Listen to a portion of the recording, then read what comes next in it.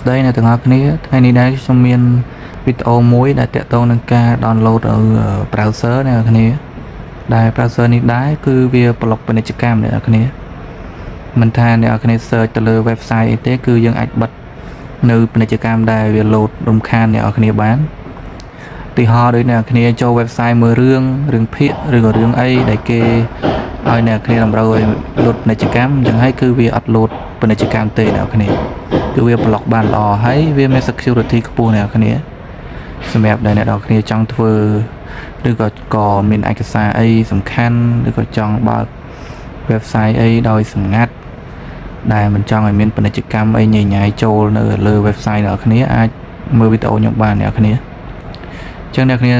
ទី1អ្នកគ្នាចូលទៅកាន់ Play Store មកអ្នកគ្នា search ពាក្យថា browser អ្នកគ្នានេះអ្នកគ្នា search ដូចខ្ញុំមកហើយអ្នកគ្នានឹងឃើញកម្មវិធីហ្នឹងនៅលើអ្នកគ្នា private website វាគឺជា website private សម្រាប់អ្នកនរគ្នាដែលអ្នកគ្នាចង់មើលទៅលើ website រឿងភាគរឿងហុងកុងរឿងអីដែលវាមានពាណិជ្ជកម្មលោតរំខានគឺវានឹងប្លុកចោលដោយស្វ័យប្រវត្តិអ្នកគ្នាចឹងអ្នកគ្នាចុច install មកហើយបញ្ជាក់ដល់គ្នានៅលើ iOS ក៏មានដូចគ្នាដែរលើ iOS គឺឈ្មោះវាដូចគ្នាអ្នកគ្នាអាច search private web browser មកនឹងចេញដូចគ្នាអ្នកគ្នាហើយអ្នកគ្នា install មកហើយធ្វើដូចខ្ញុំធ្វើនៅលើ Android នេះទៅគឺដើរដូចគ្នាអ្នកគ្នាហើយវាមានសុវត្ថិភាពសម្រាប់អ្នកគ្នាអញ្ចឹងអ្នកគ្នាចូលមកអ្នកគ្នាចុច install វាមកអូខេអ្នកគ្នាឥឡូវវា load ឲ្យ open ហើយកម្មវិធីហ្នឹងវានឹង load ចេញមកអ្នកគ្នានេះកម្មវិធីឈ្មោះ Brave នេះអ្នកគ្នាអាចចូលទៅកាន់Brave ហ្នឹងមកហើយកន្លែងនេះគឺគេចង់ឲ្យអ្នកគ្នា set default នៅពេលដែលអ្នកគ្នាបើក file អីមួយដែលវាមាន extension ជាប្រភេទ website ឬក៏ជាអីតែអ្នកគ្នាចង់ឲ្យវាបើកទៅលើអីគេ browser មួយណាអញ្ចឹងអ្នកគ្នាអាច click លើ Brave ហ្នឹងមកហើយចុច set permission ទៅវានឹងចូលទៅ Brave ហ្នឹងអ្នកគ្នាតែឥឡូវខ្ញុំអត់ទាន់ set ទេកន្លែងហ្នឹងខ្ញុំបង្ហាញអ្នកគ្នាតាម website ទេកន្លែងនេះខ្ញុំយក maybe layer មកកន្លែងនេះយើង continue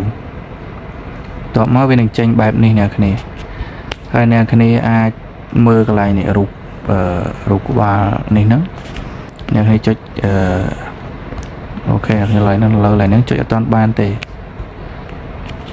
កន្លែងនេះការជូនដំណឹងអ្នកគ្នាអាចចុច allow ក៏បាន don't allow ក៏បានខ្ញុំ don't ចុះចឹងកន្លែងនេះយើងចុចអត់ទាន់បានទេអ្នកគ្នាដោយសារយើងអត់ទាន់បើកប្លុកពាណិជ្ជកម្មបានទេចឹងឥឡូវខ្ញុំឧទាហរណ៍ថាខ្ញុំចូលទៅកាន់ website មួយចុះ website ឬក៏ចូលទៅកាន់ YouTube ក៏បានដែរអ្នកគ្នាហើយ search YouTube មកពេលអ្នកគ្នាបើក website អីមួយចឹងកន្លែងរូបនេះបានវា load ឲ្យអ្នកគ្នាចុចបើកអ្នកគ្នាចុចមកនេះអ្នកគ្នាគឺវាបើកជូនយើងស្វ័យប្រវត្តិហើយអ្នកគ្នាពេលដែលអ្នកគ្នាបើកកន្លែងហ្នឹងហើយគឺអត់មានពាណិជ្ជកម្មរំខានទេនៅពេលដែលអ្នកគ្នាចង់ search អីក៏អត់មានពាណិជ្ជកម្មដែរអ្នកគ្នាចឹងហើយអ្នកគ្នាចុចកន្លែងហ្នឹងមកអ្នកគ្នាមើលទៅឲ្យប្រកាសថាវាបើកទើបអាចប្លុកពាណិជ្ជកម្មបានហើយអ្នកគ្នាអាចចូលមើលកន្លែងនេះក៏បានដែរនេះញ៉ាព្រួយមួយហ្នឹងវាមាន plan ទេអ្នកគ្នានេះបើសិនជាអ្នកគ្នាចង់ upgrade អាច upgrade ទៅតែសម្រាប់ខ្ញុំប្រើតា free ទេអ្នកគ្នាអត់អីទេអញ្ចឹងកន្លែងហ្នឹងដែរខ្ញុំបិទវាវិញតើមកខ្ញុំចូល YouTube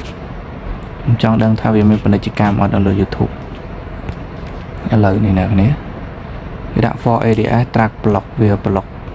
ពាណិជ្ជកម្ម4ហើយនឹង track អ្នកគ្នាអាចមើលបានកន្លែងហ្នឹងដល់ខ្ញុំអត់ឲ្យវាសូទេខ្ញុំ search វីដេអូឧទាហរណ៍តកតងនឹង animal ចុះអ្នកគ្នាខ្ញុំចុច animal អូខេអ្នកគ្នាឥឡូវអាចសាក play ទៅគឺអត់មានពាណិជ្ជកម្មអីទេអ្នកគ្នានេះខ្ញុំ play ឲ្យអ្នកគ្នាមើលមានពាណិជ្ជកម្មសូម្បីតែមួយមិនថាចម្រៀងមិនថាអីគឺអត់ពាណិជ្ជកម្មទេ គឺ គឺវាប្លុកបាត់ហើយអ្នកគ្នាមានន័យថាវាប្លុកបាត់ហើយអ្នកគ្នាអាច search អីក៏បានដែរហើយអ្នកគ្នាអាច log in log អីទៅមកកន្លែងហ្នឹងគឺស្មើនឹងការមើល YouTube ដូចជា YouTube Premium អីក៏អាចធ្វើអញ្ចឹងបានដែរអ្នកគ្នាគឺ blog ពាណិជ្ជកម្មបាន